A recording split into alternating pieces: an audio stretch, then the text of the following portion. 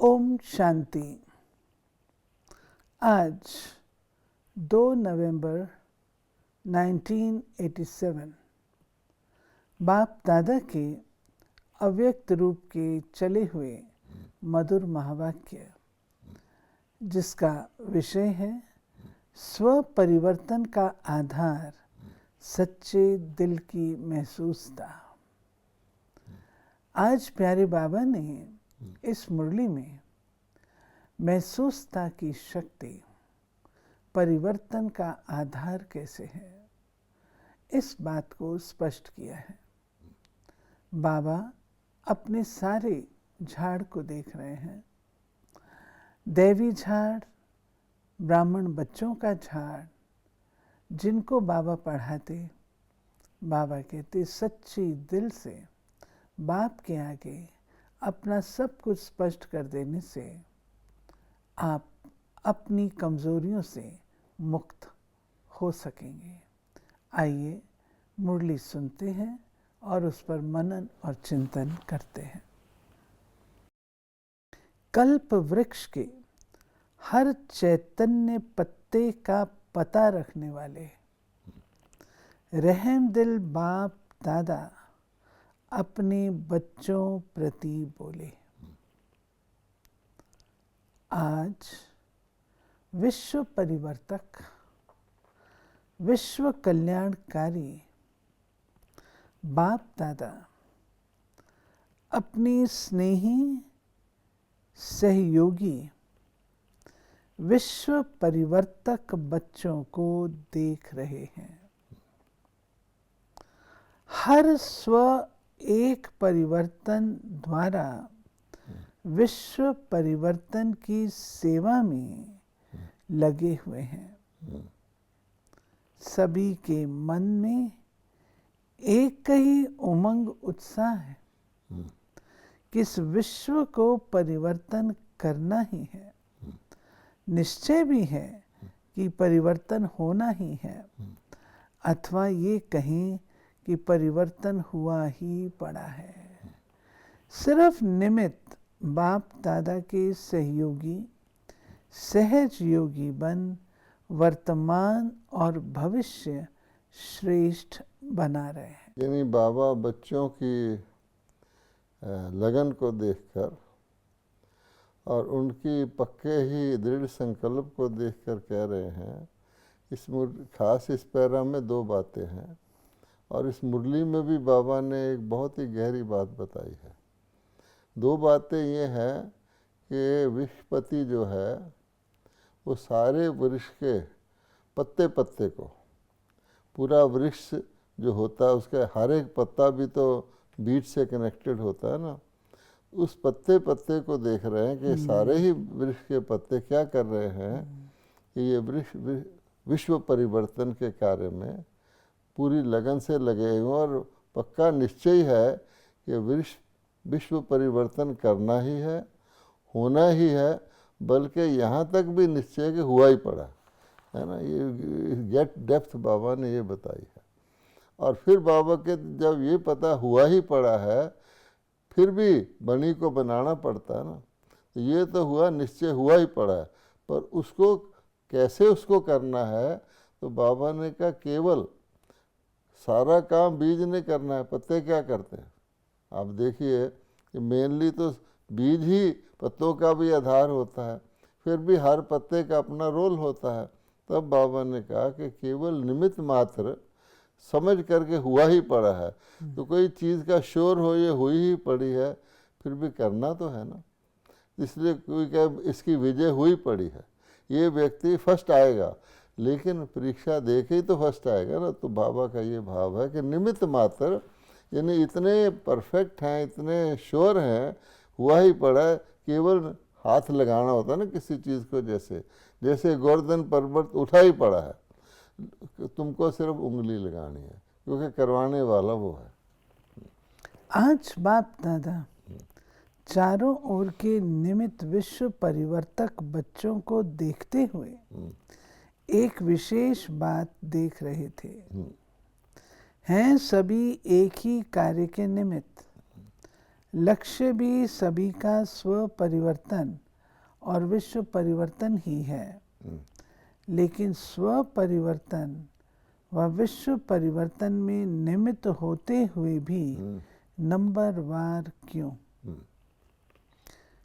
कोई बच्चे स्व परिवर्तन बहुत सहज और शीघ्र कर लेते हैं, और कोई अभी अभी परिवर्तन का संकल्प करेंगे, लेकिन स्वयं के संस्कार व माया और प्रकृति द्वारा आने वाली परिस्थितियां व ब्राह्मण परिवार द्वारा चुकतू होने वाले हिसाब किताब श्रेष्ठ परिवर्तन के उमंग को कमजोर कर देते हैं, और कई बच्चे परिवर्तन करने की हिम्मत में कमजोर है। 3 कैटेगरी हो गई।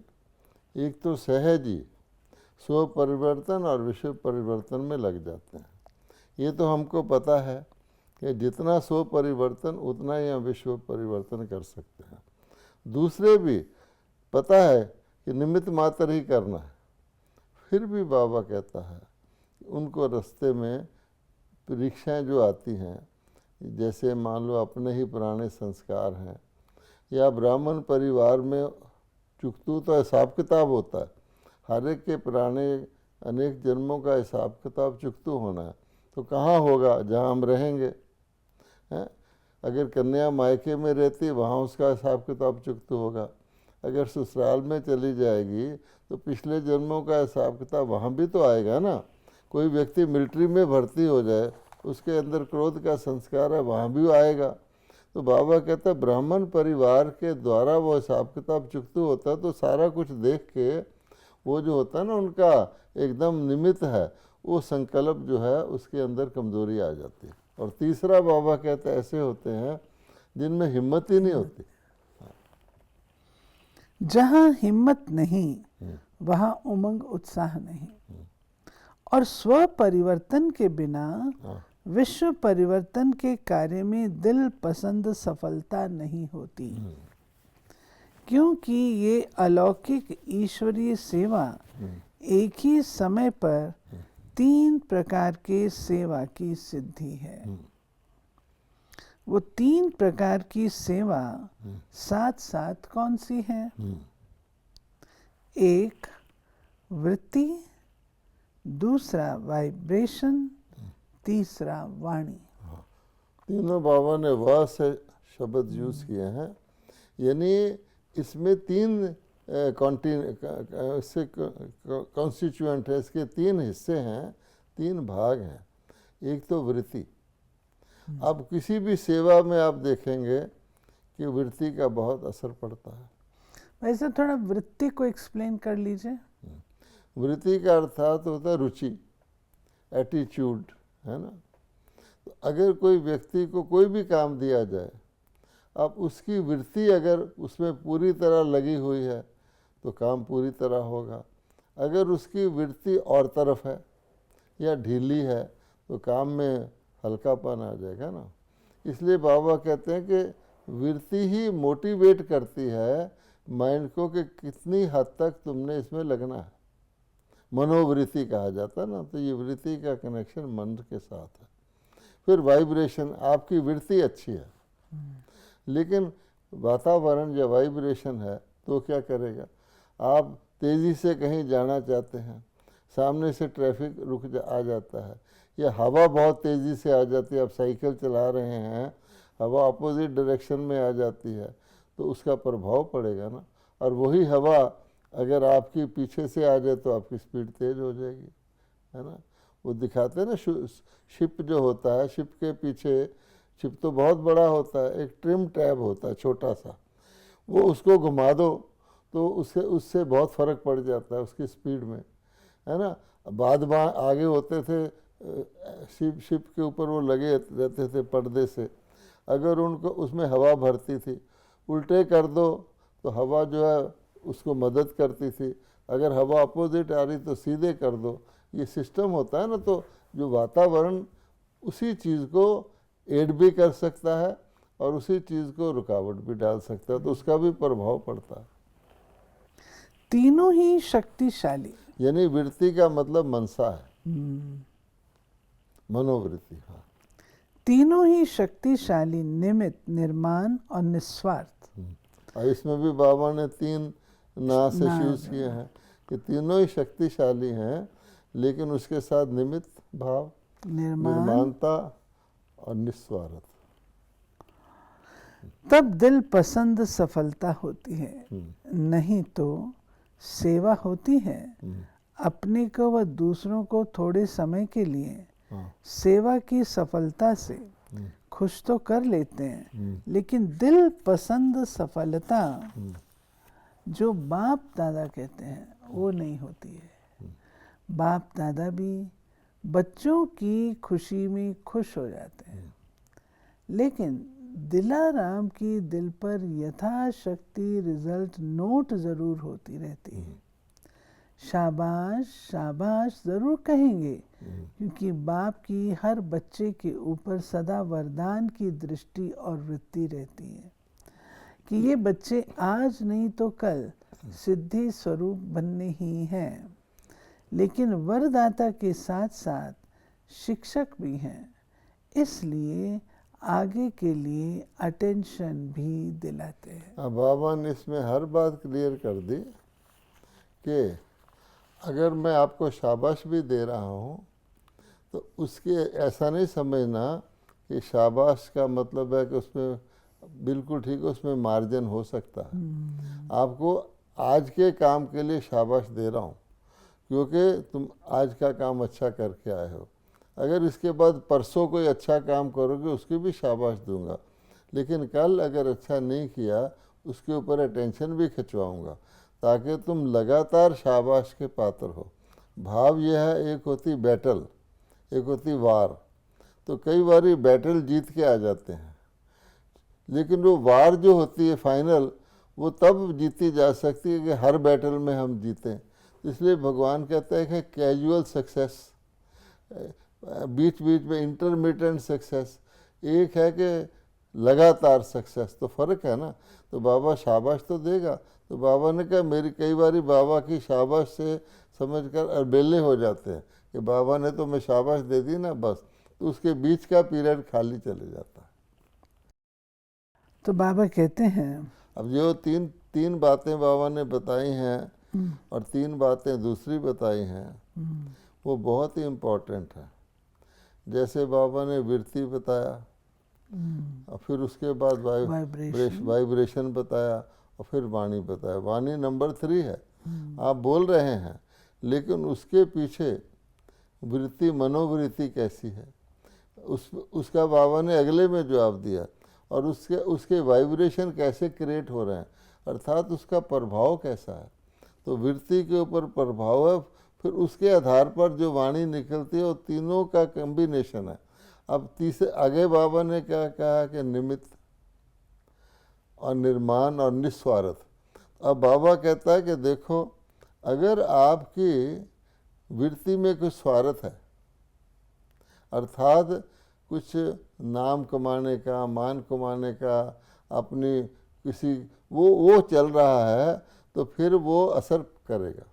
इसी तरह से निर्माण कर लिया, उसका अभिमान आ गया, तो फिर क्या होगा कि अभिमान थोड़ी देर व्यक्ति को नशा चढ़ा देता है, तो उसके बाद वो रेगुलर काम नहीं करता।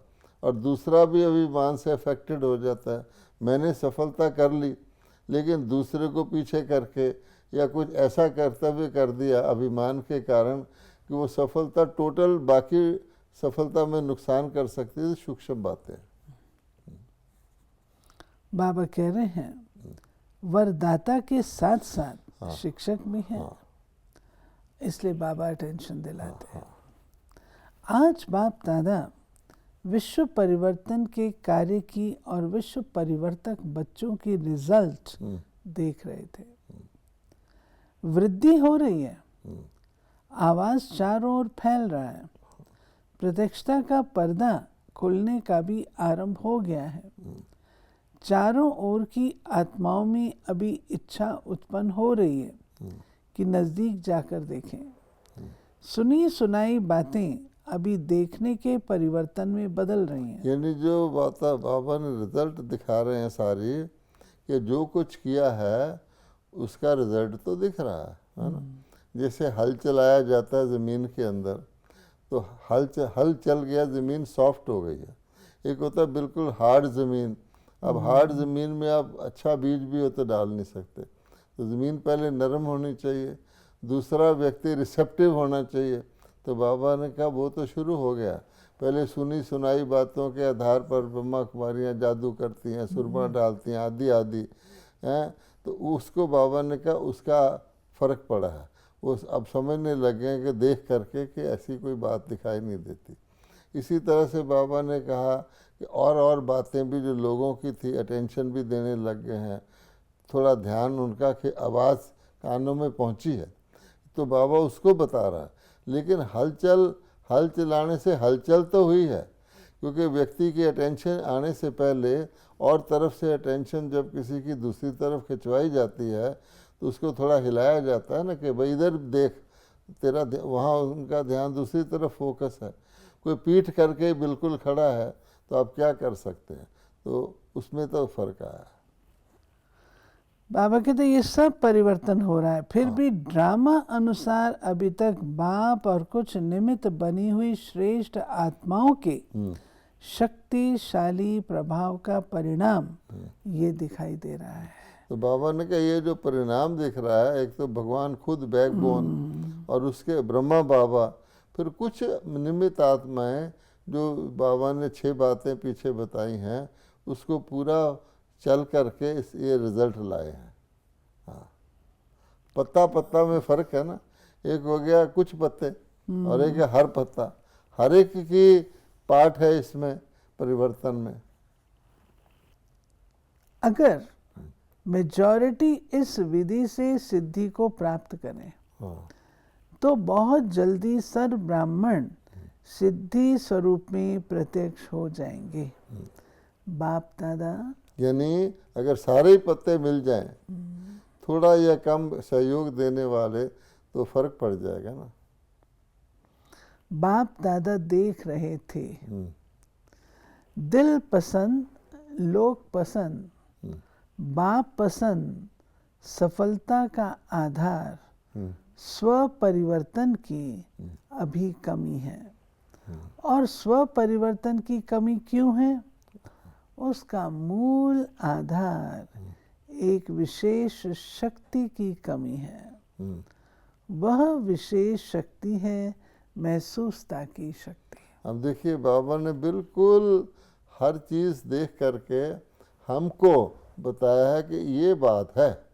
ये ऐसे नहीं कि सबकी इच्छा तो यही है कि हम स्व परिवर्तन करें, उससे विश्व परिवर्तन करें।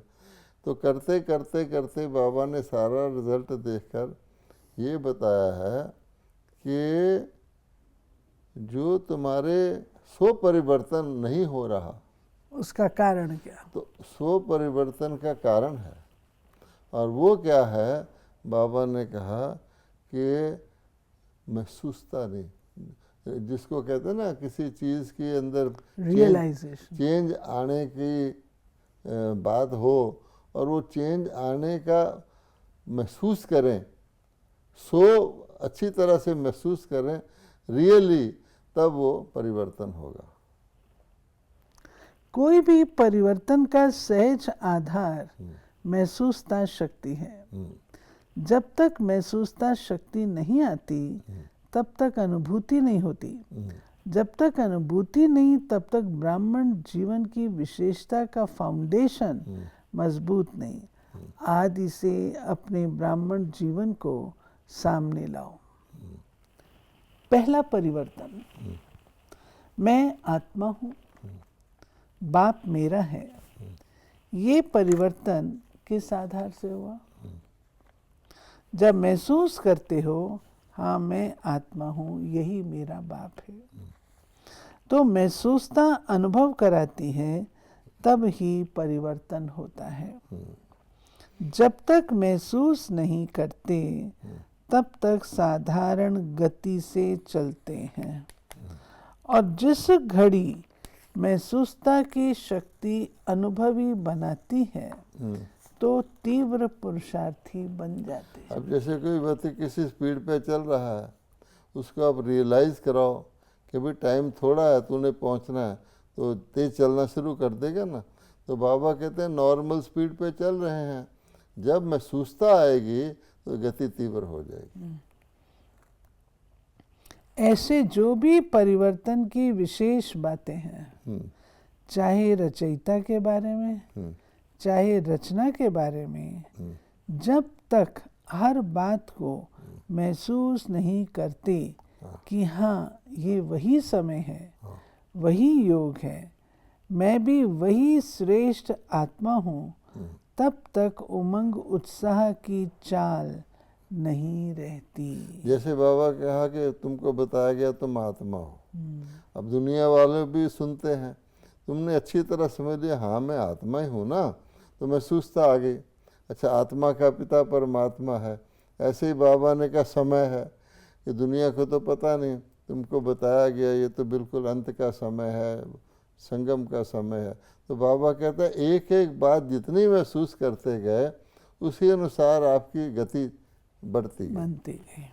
ऐसे बाबा कहते हैं जो भी परिवर्तन की विशेष बात है, ये हो गया। कोई के वायुमंडल के प्रभाव से थोड़े समय के लिए परिवर्तन होगा, लेकिन सदा काल का नहीं होगा। महसूसता की शक्ति सदा काल का सहज परिवर्तन कर लेगी। अब देखिए, मान लो समाज में भ्रष्टाचार है, कोई नेता जो बहुत अच्छा श्रेष्ठाचारी सदाचारी है वो पर लेक्चर करता है, और जो लोग उसका लेक्चर सुनते हैं उनके अंदर असर पड़ता है कि देखो भाई ये तो हम गलत कर रहे हैं, ठीक है। वो थोड़ी देर के लिए वो चेंज हो जाते हैं कि हमें भ्रष्टाचार नहीं करना चाहिए, लेकिन आप देखेंगे कुछ समय तक वो असर रहेगा, उसके बाद वो फिर उसी नॉर्मल में आ जाएंगे। जो प्रभाव था, जैसे आप गर्मियों में ठंडे पानी से नहाएं तो थोड़ी देर तो ठंड लगेगी, फिर गर्मी में आ जाएंगे। तो जब तक स्वयं रियलाइज़ नहीं करते कि भ्रष्टाचार सचमुच ही नुकसानकारक है, मेरे लिए खराब चीज़ है, तो फिर सदाकार का चेंज आता है। इसी प्रकार स्व परिवर्तन में भी जब तक महसूसता की शक्ति नहीं, तब तक सदा काल का श्रेष्ठ परिवर्तन नहीं हो सकता। इसमें विशेष दो बातों की महसूसता चाहिए। एक अपनी कमजोरी की महसूसता, दूसरी जो परिस्थिति व व्यक्ति निमित्त बनते हैं उनकी इच्छा और उनके मन की भावना व व्यक्ति की कमजोरी या परवश की स्थिति की महसूसता। अब उसमें दो हिस्से भाग बाबा ने बताए हैं। महसूसता किस चीज़ की? एक तो अपनी कमजोरी की, उसके बाद जो व्यक्ति उस कमजोरी को लाने के निमित्त बनता है उसकी इच्छा क्या है, उसकी भावना क्या है, वो भी जानना पड़ता, ताकि आप उस व्यक्ति को फिर प्रॉपर ढंग से समझ सकें। नहीं तो जो जैसे मोह है, फॉर एग्ज़ाम्पल अपनी कमज़ोरी है कि मैं मोह में आ जाता हूँ, बनना मुझे नष्टो मोह है, लेकिन वो जो व्यक्ति मुझे मोह में ला रहा है उसका भी सारा कुछ हमें पता होना चाहिए, तब हम उसको रियलाइज़ करेंगे कि ये मोह के पीछे स्वार्थ है, ऊपर से आपको बड़ा स्नेही लग रहा है। हाँ। तो बाबा कहते हैं परिस्थिति के पेपर के कारण को जान स्वयं को पास होने के श्रेष्ठ स्वरूप की महसूसता में हो कि मैं श्रेष्ठ हूँ, स्वस्थिति श्रेष्ठ है, परिस्थिति पेपर है। ये महसूसता सहज परिवर्तन करा लेगी और पास कर लेंगे। दूसरे की इच्छा व दूसरे के स्व उन्नति की भी महसूसता अपने स्व उन्नति का आधार है।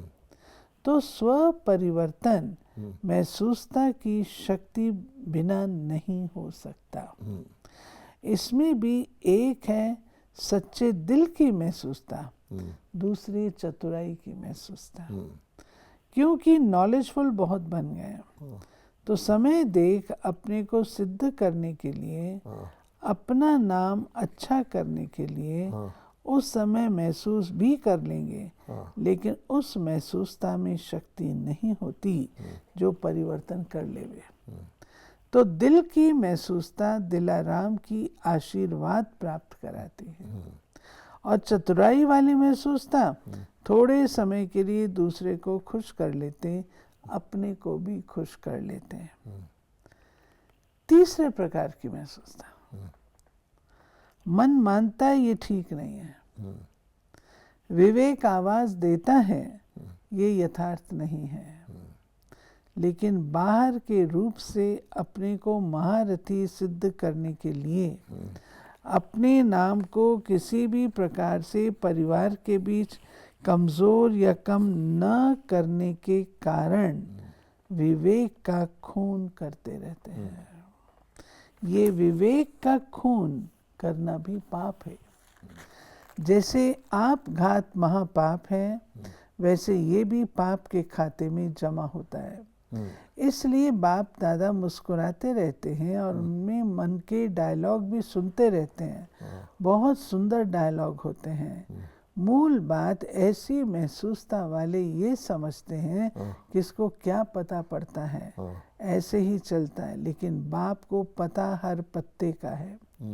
सिर्फ मुख से सुनने से पता नहीं पड़ता, लेकिन पता होते भी बाप अनजान बन भोलेपन में भोलानाथ के रूप से बच्चों को चलाते हैं। जबकि जानते फिर भोला क्यों बनते? क्योंकि रहमदिल बाप है, समझा? ऐसे बच्चे चतुर सुजान बाप से भी अथवा निमित्त आत्माओं से भी बहुत चतुर बन सामने आते हैं। इसलिए बाप रहम दिल भोलानाथ बन जाते हैं। बाप दादा के पास हर बच्चे के कर्म का, मन के संकल्पों का खाता हर समय का स्पष्ट रहता है। दिलों को जानने की आवश्यकता नहीं, लेकिन हर बच्चे के दिल की हर धड़कन का चित्र स्पष्ट ही है। ये देखो, ये खास बात है। लोग कहते हैं भगवान क्या सबके दिल को जानता है?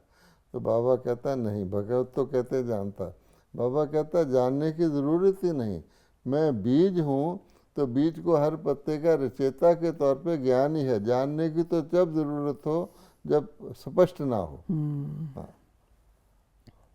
इसलिए कहते हैं कि मैं हर एक के दिल को नहीं जानता। हाँ। जानने की आवश्यकता नहीं, स्पष्ट है ही। हर घड़ी के दिल की धड़कन, मन के संकल्प का चार्ट बाप दादा के सामने है। बता भी सकते हैं, ऐसे नहीं बता सकते। तिथि, स्थान, समय और क्या क्या किया सब बता सकते हैं, लेकिन जानते हुए भी अनजान रहते हैं। तो आज सारा चार्ट देखा। स्व परिवर्तन तीव्र गति से न होने कारण सच्ची दिल के महसूसता की कमी है। महसूसता की शक्ति बहुत मीठे अनुभव करा सकती है। ये तो समझते हो ना, कभी अपने को बाप के नूरे रतन नैनों में समाई हुई श्रेष्ठ बिंदु महसूस करो। नैनों में बिंदु ही समा सकता है। कभी अपने को मस्तक पर चमकने वाली मस्तक मणि महसूस करो।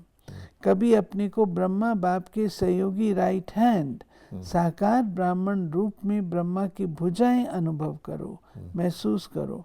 कभी अव्यक्त फरिश्ता स्वरूप महसूस करो। कभी बहुत अनोखे अलौकिक अनुभव करो। सिर्फ नॉलेज की रीति वर्णन नहीं करो, महसूस करो। शक्तिशाली दर्पण के बीच छोटा सा दाग भी स्पष्ट दिखाई देगा। बाप दादा देखते रहते हैं, समाचार सुनाते रहते कि साथी समान बन जाएं। सो ये थी प्यारे बाबा की आज की मुरली। आज की मुरली हम सब के लिए आँखें खोलने वाली है कि बाबा को हमारी हर धड़कन का पता है, और हम सोचें कि किसको क्या पता नहीं। महसूसता की शक्ति से विश्व परिवर्तन कैसे करते हैं ये बाबा ने आज हम सबको बताया। इसलिए स्वयं को बाप के आगे स्पष्ट कर अपने आप को बाबा की सच्ची भुजा बनाना, ये हम सब की जो आश है तभी पूरी कर सकेंगे। ओम शांति।